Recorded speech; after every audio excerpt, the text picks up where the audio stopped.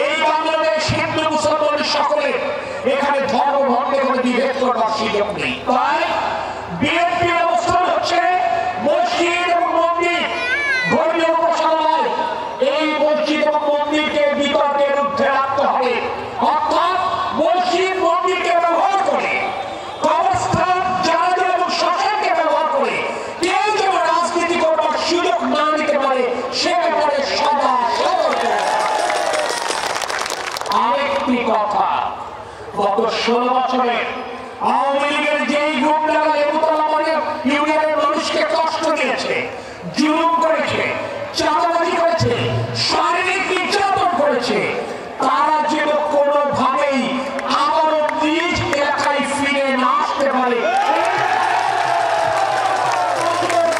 করতে হবে।